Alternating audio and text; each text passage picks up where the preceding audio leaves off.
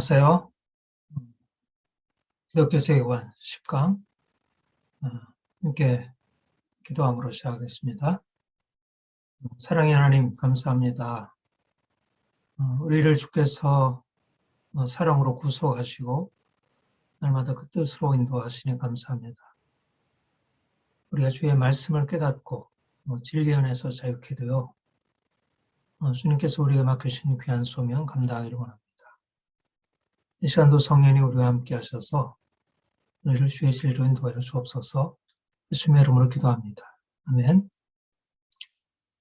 네, 오늘은 이제 10강 바울의 관점, 사랑으로 역사하는 믿음. 우리가 지난 시간부터 기독교 세계관의 기독교적 관점, 기독교적 근거, 기독교 세계관이라 하면 세계를 바라보는 기독교적 관점을 말하는 것입니다. 그러니까 기독교 세계관을 말하려면 오늘날 우리가 사는 세상이 어떠한 관점을 가지고 어떻게 나아가는지를 알아야 하고 그리고 그것을 기독교적 관점에서 비판할 수 있는 능력을 가지고 있어야 해요. 그러니까 이 시대도 알아야 되고 그 성경을 통해서 우리에게 제시되는 우리 크리스찬들만 독자적으로 가지고 있는 우리 그리스도인들의 관점을 우리가 가지고 있어야 하는 것이죠. 사실 기독교 신학 전부가 기독교적 관점을 구성한다 이렇게 말할 수 있겠어요? 사실 기독교적 관점을 얘기를 하려면 조지신학 전체 내용이 되겠고 더 나아가서 신약, 구약, 교회사까지 다 포함한 그러한 그러니까 포괄적인 내용이 다 기독교적 관점이 되겠어요. 그래서 사실 오늘날 이 세계, 근대와 현대 세계를 비판할 수 있는 기독적 관점이 무엇인가를 이렇게 한마디로 얘기하기가 쉽지가 않습니다.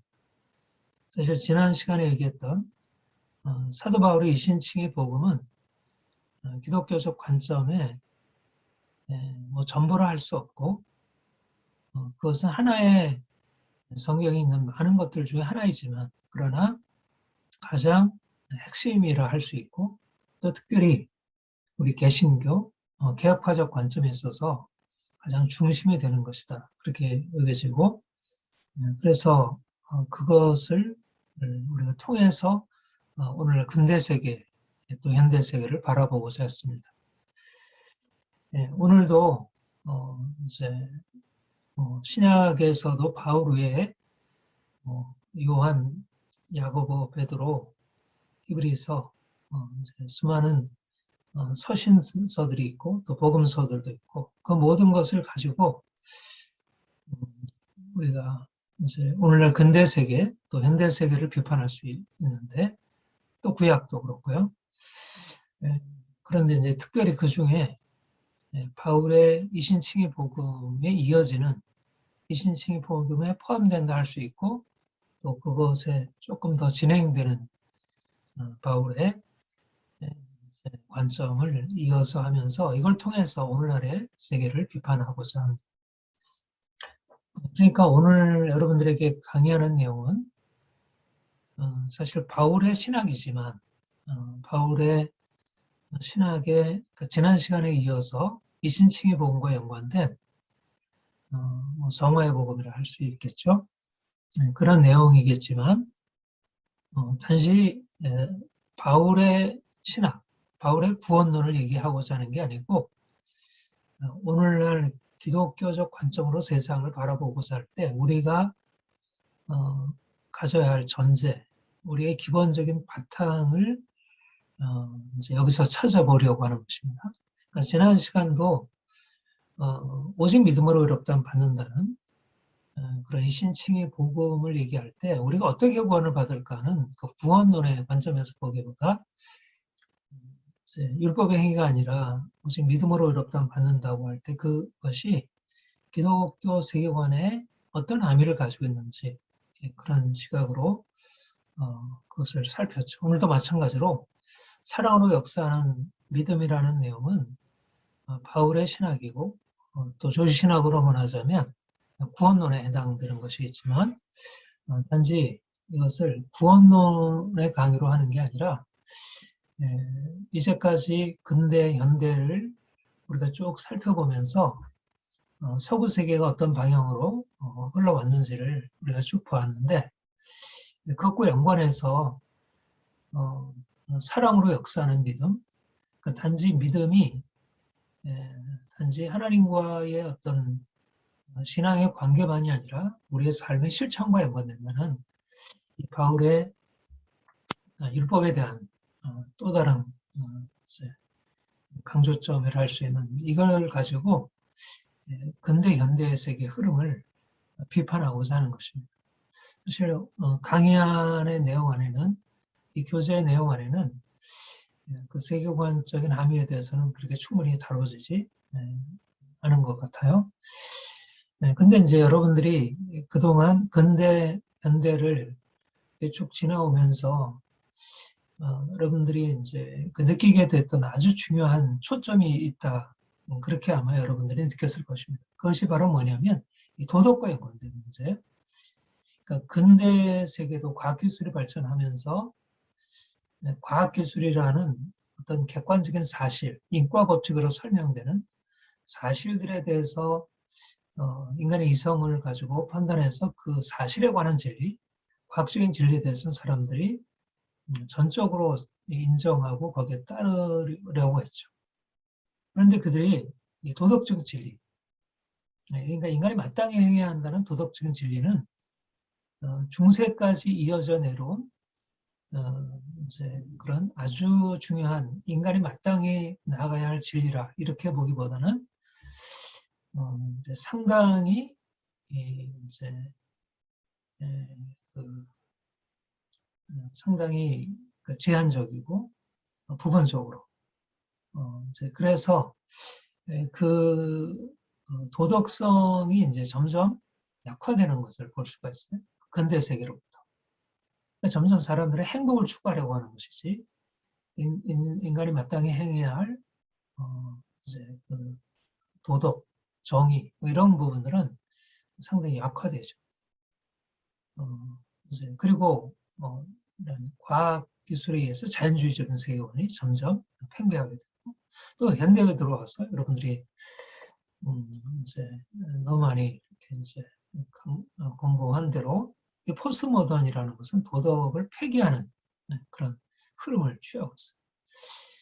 사실 이제 기독교 신앙이라고 하는 것은 오직 믿음으로 의롭다함 받는다는 것을 얘기하지만 구약부터 신약에서 일관된 강조점은 믿음에 따르는 행위, 거룩한 삶을 강조하죠. 우리가 신론에서도 하나님의 거룩하심, 하나님의 정의로우심, 하나님이 그 백성들을 그 행한 대로 심판하시는 그런 하나님의 이끄심에 대해서 우리가 쭉 살펴보았잖아요. 그래서 사실은 이제 신구약의 중요한 강조점이 믿음에 따른 사랑의 실천, 이게 이제 굉장히 중요한데 근대 현대로 이어오면서 서구 세계가 이 도덕으로부터 점점 벗어나는 그런 흐름을 취하게 되었어요.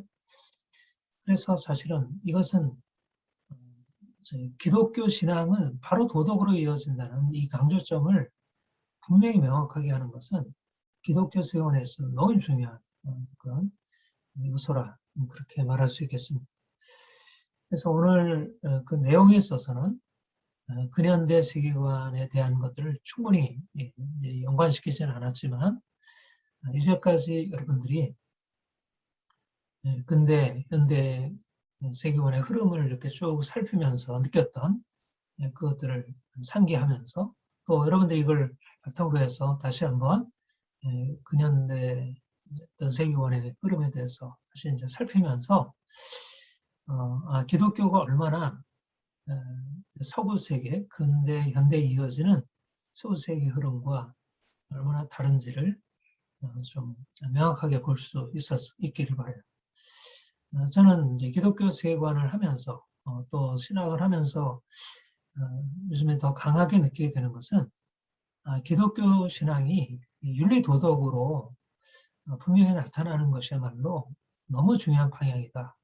기독교가 오늘날 왜 이렇게 힘을 잃고 있을까? 그랬을 때 윤리 도덕이라는 열매. 사실 우리는 그걸 윤리 도덕이라 얘기하기보다 성화, 거룩함이라 얘기를 하죠. 그런 것으로 나타남이 없이는 오늘날 시대와 대결해서 우리가 가지고 있는 가치를 드러낼 수 없다. 이런 생각을 하게 됩니다. 그래서 오늘 강의는 사실 그 내용은 여러분들에게 이제 그렇게 어렵게 다가오지 않을 거예요. 지난 시간보다도 쉽고 또 여러분들이 이미 사실 쉽게 이해할 수 있는 내용이 되겠는데, 그런데 이제 이 강의 내용은 여러분들이 거듭거듭 붙들어야 할 중요한 내용이다. 그렇게 되시고요. 그래서 오늘 강의를 통해서 좀 더 분명한 그런 점들이 열려지길 바랍니다. 기독교 신학이란 예수 그리스도의 십자가 부활 사건을 통해서 새 창조가 도래했다. 이게 이제 바울의 중요한 복음이에요. 십자가 부활의 복음.